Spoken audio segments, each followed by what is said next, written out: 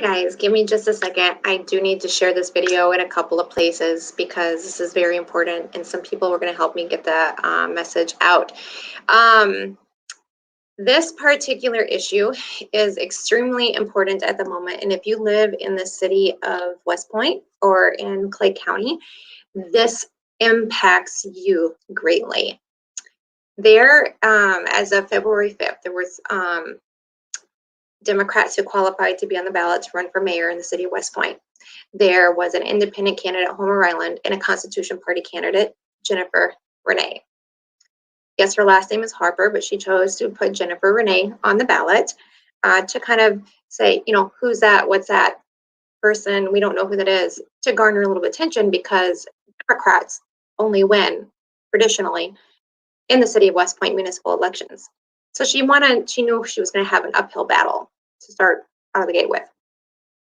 So I just want to clear that up. And yes, I am her campaign manager, and she is not on Facebook. So she's not doing this herself because she had to get off of Facebook for work.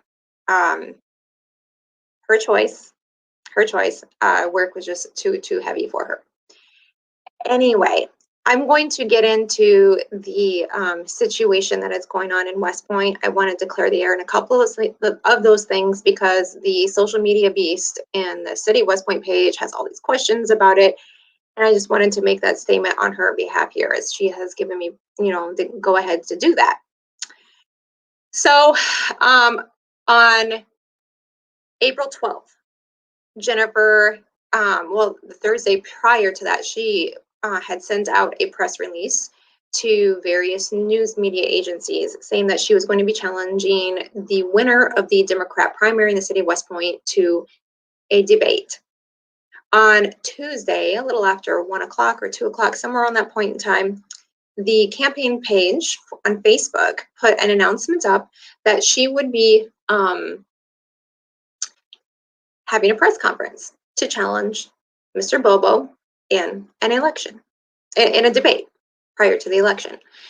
It was less than an hour that she received a phone call tipping her off that after this had happened, tipping her off that someone was going to attempt to challenge her ability to be on the ballot. She didn't get much more information on that because the person who called her quickly hung up the phone, and she said it was really an odd phone call. Like, they were stammering around, they're stumbling over their words. They didn't quite know if they should have been calling her or not, is almost what it seemed like. Or maybe saying some of the words that they did say.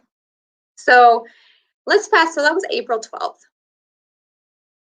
Let's fast forward then to the evening of April 20th. She gets home from work, and she, after a long day of work, checks her mail, like always. And there is a letter in the mailbox from the Municipal Election Committee for West Point. The Municipal Election Committee stated in their letter and attached a decision from an AG ruling that influenced their decision as to why they were telling her that she was not going to be on the ballot. The letter was dated April 15th. Now, when I have read election code for municipal commissioners, when I read it, it says that they have to give a candidate 3 days notice of a hearing. Now, it looks like my signal is going bad. I'm on Wi-Fi here, so I'm not exactly sure what's up with that. So if it's kind of choppy, I apologize for that. So she was not even given 3 days notice for the hearing. After she received the letter, we contacted, I on her behalf contacted the chairman of the election commission and said that she would like a hearing to appeal the ruling. So a hearing was held this past Saturday. I don't remember the date off the top of my head, but this past Saturday. Now, I want you to keep in mind that absentee ballots are to be printed and released this Thursday. And her name should appear on that. So in this hearing, I'm going to present to you the facts that she presented in the hearing as to why she should remain on the ballot. And I want you to make up your own mind for yourself about the facts that I present to you. These are facts. I'm going to try to keep my opinion out of this, but I'm sticking to the facts. And then if this is something that you believe, even if you're not in the city of West Point, this impacts West Point and the whole state of Mississippi greatly when you consider that these are First Amendment violations, when you consider that these are also state constitutional violations, not necessarily that the board themselves are doing, but the state law has in place. And these are laws that the election commissioners, the city election commissioners, and the city clerks are upholding in 297 cities across the entire state of Mississippi. It prevents ballot access for people to run under the voice and the party that they choose to affiliate with, and this has been going on for decades. And I also want you to take into consideration the attitude and the fear that our election commissioners face when they consider a situation like this and what that means for other things, because election commissioners do not just make decisions based off of what candidate is allowed to be on the ballot. I mean, these are decisions based off of who's allowed to vote. And I'm sorry, but I'm very distracted by the glare on my eyes here, my glasses. So I see, I have a comments coming up in here. And so here are the facts. April 20th, she received a letter dated April 15th that she was going to be kicked off the ballot. She was not allowed to be on the ballot any longer. She asked for a hearing. She had the hearing that Saturday, this past Saturday. We do not have a ruling yet on this. And if this is something important to you, maybe a phone call or two from a large number of people could help to influence the situation. So the letter that she received says that the state law states that a candidate who wants to run for state office in this, for city office, whether it be mayor or selectman, there must be a municipal committee. That means an executive committee. So let's look at the layer 2. You have a state party. So let's say you have the state Democratic Party, and then you have a county Democratic Party, and underneath that you have a municipal Democratic committee. Well, they say that you have to have a municipal Democratic committee made up of 5 members. And if there is not a municipal Democratic committee, that there can be a temporary Democratic committee who may serve temporarily as the municipal committee to validate this person, qualify them, etc., to be on the ballot on behalf of the party and to establish party primary. The state law also states that there does not have to be a party primary if the party does not want to be a primary, or if there is, well, that would be the case of if there is no one being challenged and there's only one candidate on the ballot. There does not have to be a primary. The city pays for these primaries, by the way. So, state election law 2315-1054 states that in a county election, if there is not a county committee. Follow me here, you guys. If there's not a county committee, that the state executive committee may temporarily serve as the county affiliate to qualify them to be on the ballot. So state law does require a county affiliate, and it does require a municipal affiliate. Now just remember that is the state law. That's very important, because I'm going to bring up to you a decision, and you versus the San Francisco Democratic Central Committee in 1989 from the United States Supreme Court. And the ruling directly impacts the laws that have been on the books for decades in the state of Mississippi. These are the exact same laws that are keeping Jennifer Rene from being on the ballot. So the law, though, for city elections does not have a remedy for what if there is no county executive committee. So let's say you are living in a city, whether it be Republican or Democrat, typically that's how they run, and you want to run as a Republican or a Democrat, which is the opposite of that, and you can't get on the ballot because there's no county, because you live in a city that has a county and it's rural. Maybe you live in District 2, Congressional District 2, which is very heavy Democrat, and you live in a county where there is not a Republican committee or a municipal committee. You cannot run as a Republican on the ballot for a city or like Board of Selectmen, City Councilman, Alderman, or Mayor. It is preventing you from freedom of association. Oh, but you can just run as an independent, they'll tell you.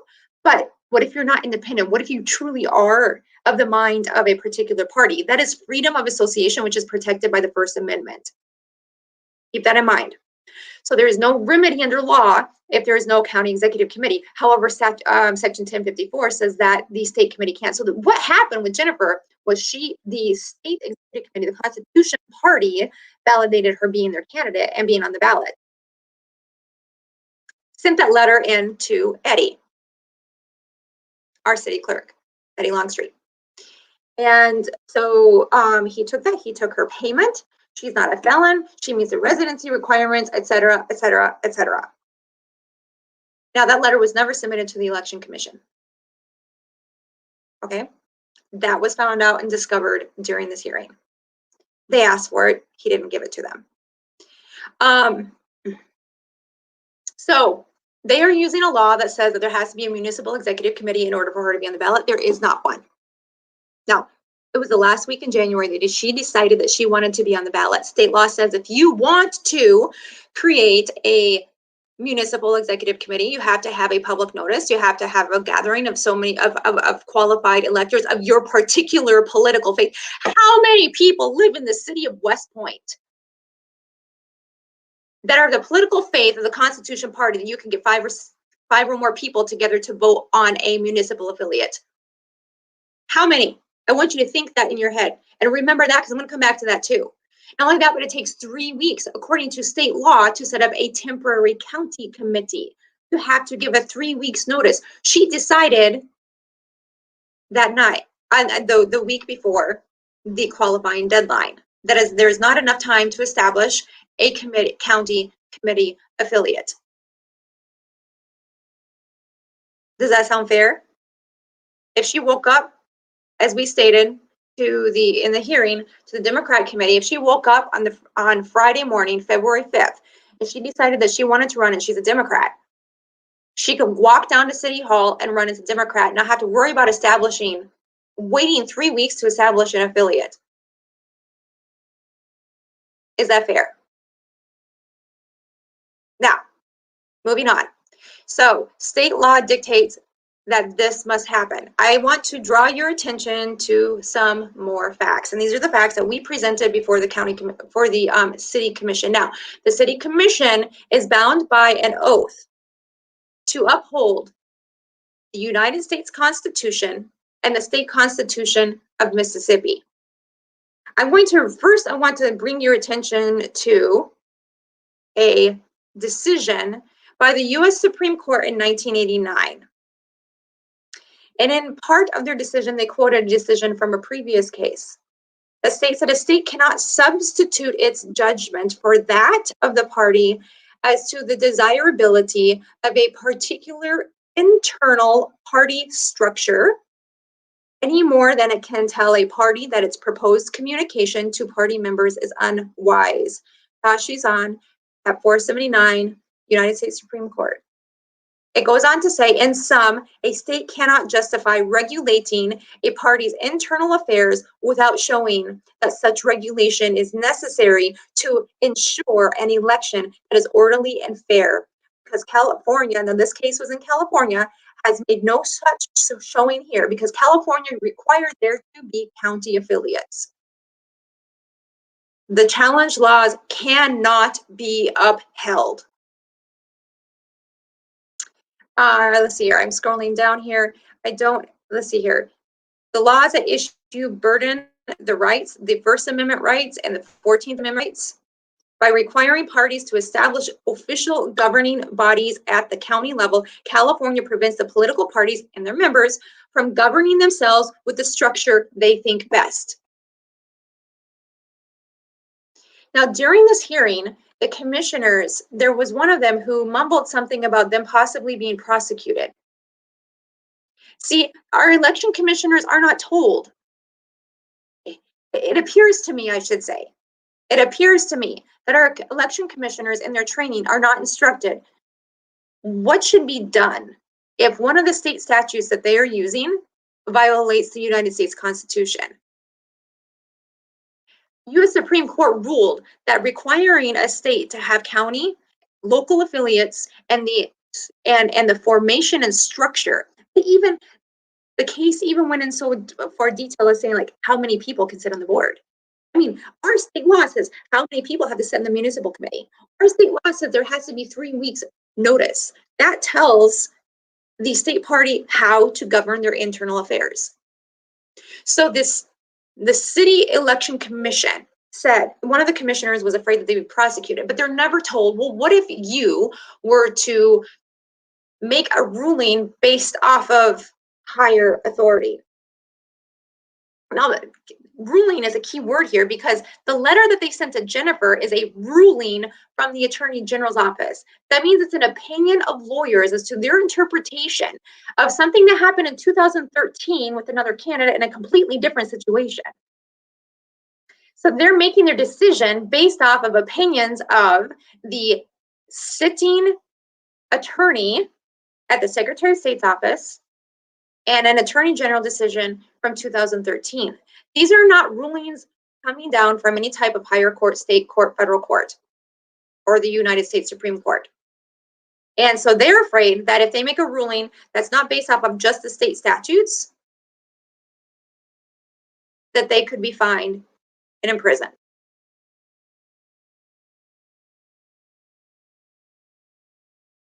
Those are the facts. You may have your own opinion about that. I'm not here to tell you what to think about it. Now, I'm going to move on to the Mississippi State Constitution because they also took an oath to uphold the Mississippi State Constitution. Remember that fairness stuff I was talking about a few minutes ago.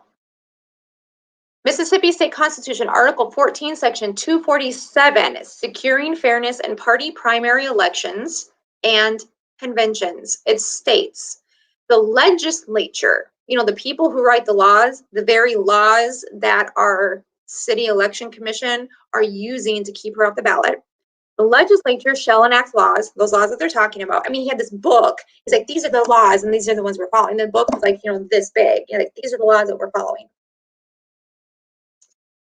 The legislature shall enact laws to secure fairness in party primary elections, conventions, or other methods of running party candidates. Now, remember the fairness thing that I brought up to you. Judge for yourself whether it's fair for a person to want to run as a party candidate and be told the week before, when she decided to, that you have to establish a county committee in order to be on the ballot. But then you go to look at state law and how to do it, you have to give 3 weeks notice in order to establish one. How is that fair? Jennifer Rene has put 2 months of her time, passion, dedication, and energy, her own personal money, into running for mayor. When she announced that she was going to run for mayor, when she announced that she was challenging Rod Bobo, the phone call we got was a hint that a candidate on the ballot was challenging her. That was the hint we got on the phone.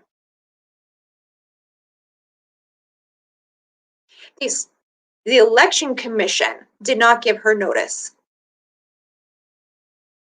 The Democrat Party is the one who officially challenged her, to my understanding, to chatter on Facebook. The local Democrat Municipal Executive Committee challenged it in April.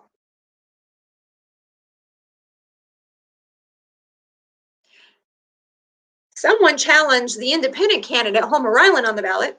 To my knowledge, I was told that shortly after he submitted his signatures in February.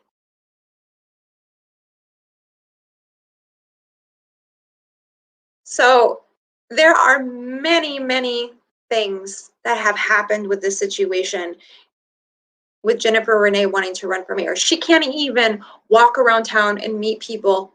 She cannot even pass out the flyers, or I'm sorry, the rack cards that she has had, paid for. Because we have to wait for a local election commission to decide her fate in the 11th hour. And we have to hope upon hope that they will uphold their oath that they swore to the United States Constitution and the state constitution of Mississippi, and protect not only the rights of the voters, but the rights of those who seek to be on the ballot. You see, this law, like I said, these laws that our legislature pass, we could have horrible laws that impact voters. And our state election commission could decide to uphold those laws because they're in the state statute. And if the Supreme Court has ruled in other instances where those laws are a violation of an individual's civil rights, do the math, you guys. And also consider this is Mississippi, and consider the history of our state. I have some comments coming in here saying that I believe that Michael is referring to the local municipal election commission. They are more beholden to the political power interest locally and to the unconstitutional state law than to the Constitution. I'm going to personally defer to, I think I would, after that hearing, I don't know that it's the political power, but yes, they are very beholden to the unconstitutional state law because of their fear of being fined and prosecuted. Fear is a great motivator, you guys. And there's nothing to say that if they were fined because they upheld the rights of the United States Constitution, the state constitution of Mississippi, and did right by the candidate and the political party also, there's nothing to say that they can't sue. There are plenty of organizations that will take that case on pro bono. Plenty. Michael also says, so what would be the point of having a constitution and the magistrate having to take an oath to the Constitution if they can be fined or put in prison for going against laws that are unconstitutional? Yes. And the oath that they took, yes, these positions are appointed. They are not elected positions. I don't even know who appoints them. That's something I'm still trying to figure that out. But the oath that they took is in the Mississippi State Constitution. And that oath is the same for anyone who is elected or appointed in any type of office in the state of Mississippi. And that oath includes upholding the United States Constitution, which includes the First and the 14th Amendments that are being violated by them by upholding these state statutes that are declared unconstitutional in 1989 by the U.S. Supreme Court. And it also includes them upholding the state constitution, which includes Section 247 and talks about fairness. So I've laid out the facts. Some of my personal opinion might have come through with that. I'm sorry if it did. I only wanted to state the facts in here. Yes, I got passionate about it, but there are phone numbers in the description to this video. If you so feel compelled to call any of those bodies and do anything about it, that is up to you. But I thought that it was important for the citizens in the city of West Point to know what's going on, because our election is coming up June 8th, and absentee ballots go out on Thursday. If the citizens don't think it's a big deal, then that's, whatever. Knowledge is power, and you can't do anything to make changes unless you know that there's stuff going on. So you guys have a great day. I am going to fold this up and hit the road. See you later.